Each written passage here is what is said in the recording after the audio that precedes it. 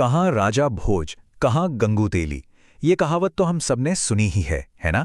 आज के इस एक्सप्लेनर में हम मालवा के महाप्रतापी राजा भोज के असली इतिहास में गोता लगाने वाले हैं और साथ ही इस बेहद मशहूर भारतीय कहावत के पीछे के उस दिलचस्प ऐतिहासिक सच से पर्दा उठाएंगे जो शायद ही किसी को पता हो। अब देखिए, ये मशहूर कहावत एक महान इंसान की तुलना किसी बहुत ही साधारण से व्यक्ति से करने के लिए इस्तेमाल होती है, लेकिन असल में ये साधारण सी लगने वाली लाइन इतिहास का एक बहुत बड़ा और चौंकाने वाला सच छुपाए हुए है। जो मतलब हम आज तक निकालते आए हैं ना, असलियत उससे बिल्कुल अलग है। कहानी शुरू होती है करीब 980 ईस्वी के आसपास परमार वंश से। जरा सोचिए, एक 11 साल के बच्चे की जिंदगी की शुरुआत ही एक खौफनाक साजिश से होती है। उनके पिता की मृत्यु के बाद उनके चाचा राजा मुंज को गद्दी छीनने का ऐसा डर सताया कि उन्होंने इस नन्हे बालक भोज को जंगल में ले जाकर चुपचाप मार देने का आदेश दे दिया। लेकिन वो 11 साल का बालक कोई आम बच्चा थोड़ी था। गजब की बुद्धिमानी दिखाते हुए बालक भोज ने अपने ही खून से एक पत्ते पर संस्कृत में एक श्लोक लिखा, और जब वो श्लोक उनके चाचा तक पहुंचा तो उसे पढ़कर वो इस कदर सन्न रह गए कि उनका दिल पसीज गया। इसी गहरे पछतावा में उन्होंने भोज को अपना आधिकारिक उत्तराधिकारी घोषित कर दिया। चलिए, असली इतिहास के पन्ने पलटने से पहले जरा उस लोक कथा की बात कर लेते हैं, यानी गंगू तेली का वो मिथक जिसने राजा भोज को हमारे कल्चर में अमर कर दिया। तो मिथक कुछ ऐसा है कि एक बार भाग्य ने खुद राजा भोज की परीक्षा ली। जंगल से गुजरते वक्त राजा का घोड़ा बेकाबू हुआ और वह सीधे एक गहरी खाई में जा गिरे। यहीं पर गंगू तेली नाम के एक आम आदमी ने उन्हें बचाया।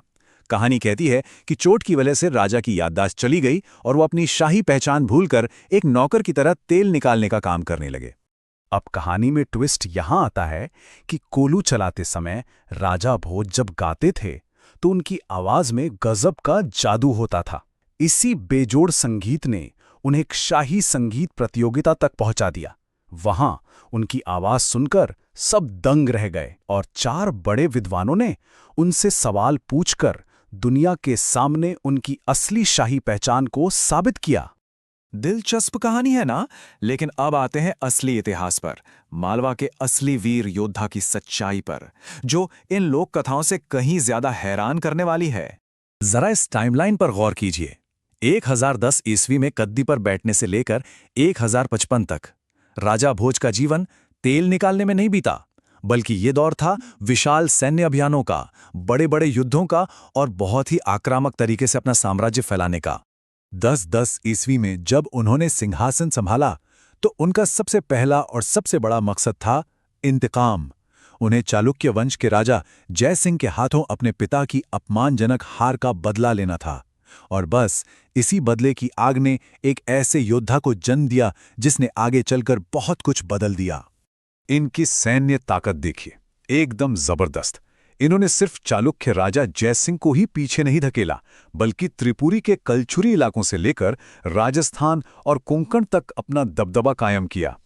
यहां तक कि महमूद गजनवी की सेना पर ऐसा खौफनाक दबाव बनाया कि उसे थार के रेगिस्तान के मुश्किल रास्तों से भागना पड़ा। विदेशी हमलों को नाकाम करने में इनका कोई सानी नहीं था। लेकिन रुकिए, बात सिर्फ खून खराबे और युद्ध की नहीं है। युद्ध भूमि से बाहर ये एक महान विद्वान और मास्टर बिल्डर भी थे। यहां जो चीज सबसे ज्यादा हैरान करती है वो है इनके काम की रेंज। साहित्य हो, वास्तुकला हो या फिर इंजीनियरिंग, इन्होंने हर क्षेत्र में महारत हासिल की थी। व्याकरण से लेकर भोजताल जैसी विशाल कृत्रिम झील और एडवांस वाटर मैनेजमेंट सिस्टम बनाकर इन्होंने मालवा को विज्ञान और कल्चर का एक शानदार हब बना दिया था। और इनकी इंजीनियरिंग का सबसे बड़ा सबूत है भोजपुर का शिव मंदिर।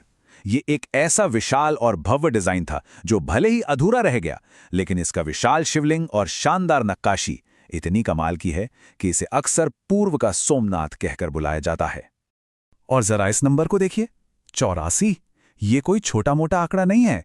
राजा भोज को 84 अलग अलग ग्रंथों की रचना करने या उन्हें स्पॉन्सर करने का क्रेडिट दिया जाता है। और ये किताबें सिर्फ राजकाज पर नहीं थीं, कविता, चिकित्सा, सिटी प्लानिंग और यहां तक कि मैकेनिकल डिवाइस कैसे बनाएं, इन सब पर उन्होंने विस्तार से लिखा था। तो अब वो सवाल आता है जिसका हम सबको इंतजार था, कहावत का रहस्य। अगर वो इतने महान विद्वान और राजा थे और कभी तेल नहीं निकाला, तो फिर वो कहावत आई कहां से? इसका सच सचमुच आपके होश उड़ा देगा। बात यह है कि गंगू और तेली नाम का कोई आम इंसान था ही नहीं। असल में ये शब्द 11वीं शताब्दी के दो बेहद शक्तिशाली और प्रतिद्वंदी राजाओं के नामों का बिगड़ा हुआ रूप है। एकदम से जज्बात बदल दिए ना इतिहास ने। जी हां, पहले थे कलचुरी वंश के महान शासक गांगे देव और दूसरे थे चालुक्य वंश के ताकतवर राजा जयसिंह तैलंग।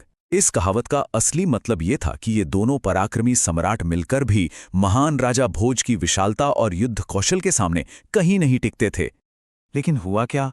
सदियों के लंबे सफर में, आम लोगों की बोलचाल में, गांगेयदेव घिसते घिसते बन गए गंगू और तेलंग बन गए तेली।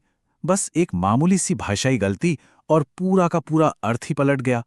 दो विशाल साम्राज्यों की टक्कर की कहानी एक राजा और एक नौकर के बीच की तुलना में बदल गई। खैर, हर महान कहानी का एक अंत होता है। मालवा का पतन, यानी एक शानदार युग का अंत। जीवन भर लगातार युद्ध लड़ने और राजकाज के भारी दबाव ने आखिरकार इस महान राजा के शरीर को तोड़ दिया। 1055 ईस्वी तक आते आते उम्र और बीमारियों से जूझ रहे राजा भोज पर सोलंकी और कलचुरी वंश ने मिलकर एक साथ भयानक हमला किया और इस दो तरफा वार ने मालवा की सैन्य शक्ति को बुरी तरह खत्म कर दिया। 1055 ईस्वी में जब इस महान सम्राट ने आखिरी सांस ली तो पूरे देश में शोक की लहर दौड़ गई। उस वक्त के विद्वानों ने गहरे दुख में कहा था, आज सरस्वती विधवा हो गई हैं। ऐसा लगा मानो स्वयं ज्ञान की देवी ने अपना सबसे बड़ा रक्षक खो दिया हो। तो इस पूरी चर्चा के बाद एक बहुत गहरा सवाल पीछे छूट जाता है। आज हम जिसे एक आम और पक्की ऐतिहासिक जानकारी मानते हैं, क्या वो असल में किसी पुराने साम्राज्य से आई बस एक गलत उच्चारण वाली फुसफुसाहट तो नहीं है? सोचने वाली बात है कि इतिहास के न जाने और कितने हिस्से बस जुबान फिसलने की वजह से पूरी तरह